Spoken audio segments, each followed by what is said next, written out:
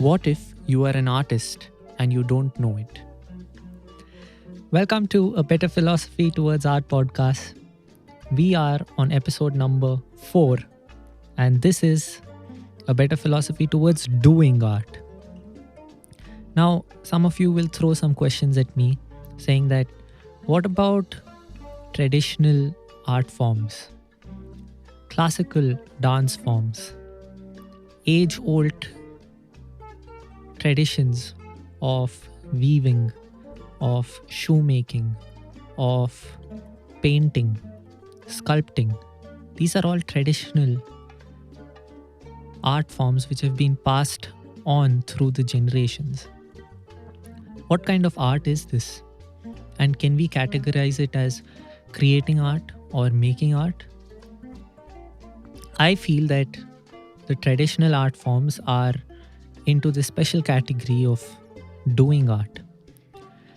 How I discriminate between doing art and creating art or making art is that doing art involves a lot of preparation and, of course, a lot more skill. When you're creating something, you might have no skill. That's why even small toddlers create a lot of art.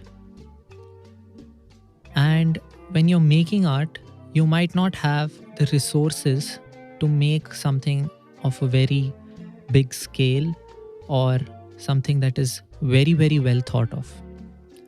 When we go through the process of making art with a preparatory mindset, we take into account a lot of factors and we create an outcome which has been seen before perhaps, but it gives us a set of experiences that we are looking to experience.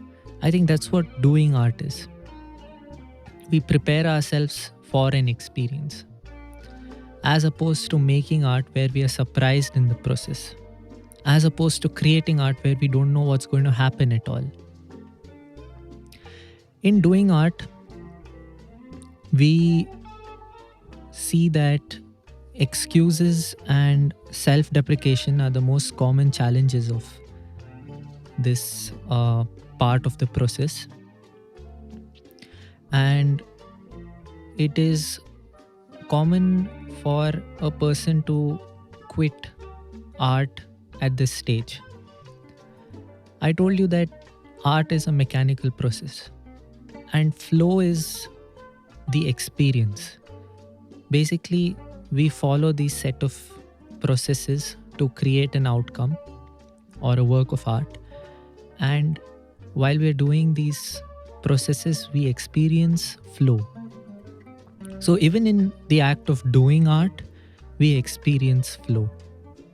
But the challenges of not feeling worthy enough, not feeling inspired enough, or being lazy often stop us from creating a work of art. We want to be the best always, but that stops us from making something which is the goal of doing art. The best way about going in this process, this stage of art called doing art, is to have goals. When you keep goals in this process, you stride towards them rather than just wait for something to work for you or inspiration to carry you forward. In this part of the process, you don't really rely on inspiration per se. You rely on a certain amount of self-discipline. You rely on a certain amount of commitment to yourself and your art form so that you go ahead and complete it. While you're making art, you might rely on motivation and inspiration here and there. You might rely on something to give you new direction, something to surprise you. But while you're doing art, you're focused on reaching an outcome. You might not feel very creative while doing art. You might feel like you're running in circles, you're going through the motions, you're making the same picture again, you're saying the same things again, you're running in a rut. But it's all part of the process.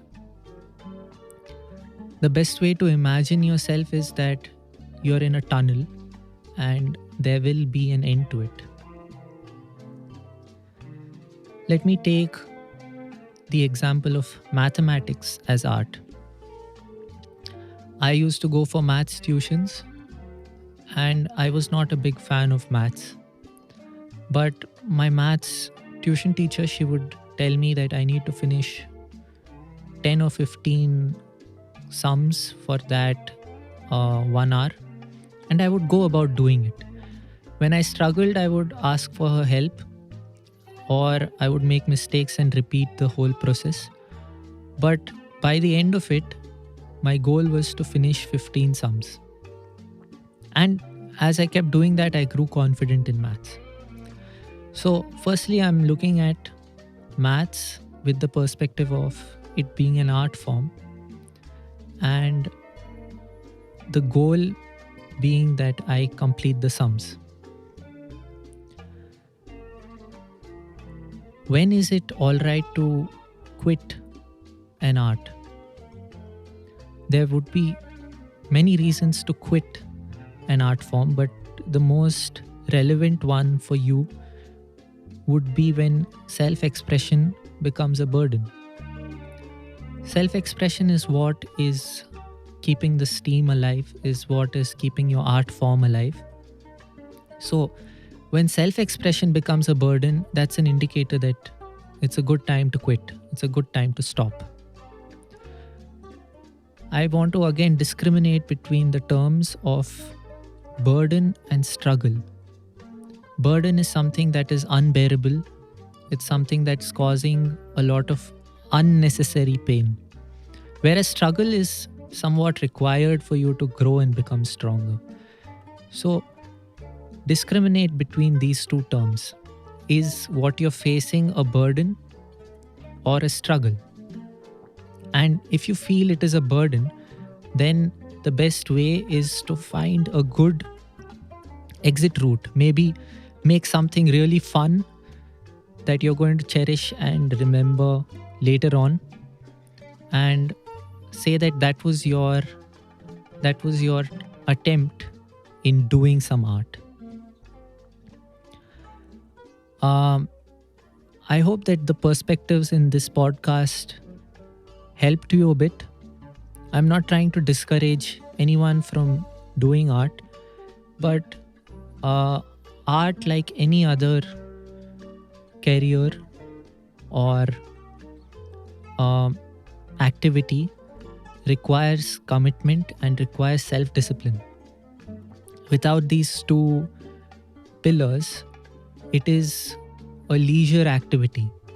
So doing art is a serious process. You might be smiling throughout it, or you might actually be crying or feeling very distorted in this process. However, the attitude you carry forward while creating, making, and doing art is completely up to you. And the best part is no one can hold you accountable to it. It's a personal take, it's a personal decision. Some goals you might have for doing better art are improving your skill set, improving your efficiency, and improving your interest towards what you're doing. It might be repeating the same thing again and again, but if you keep a goal of doing it for a certain amount of time period, a certain amount till you develop a skill to a certain extent, you're going to feel content and satisfied about your art. In summary, a better philosophy towards doing art is cultivating patience.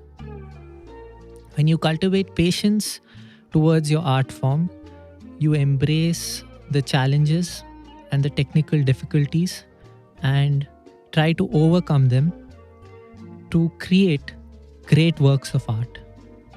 Also, you might realize that you're not inclined to a certain medium, in which case you can make changes or go a few steps back, maybe go back into making art where you have to be more playful with things, where you have to be where you have more room for surprise, or go back to creating art where you explore some areas you haven't really discovered yourself in.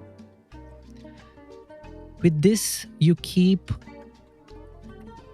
the spontaneity and newness alive if you ever feel stuck in the rut of doing art. I hope this episode was helpful. In the next episode, we will be talking about a better philosophy towards understanding art. I hope to see you soon.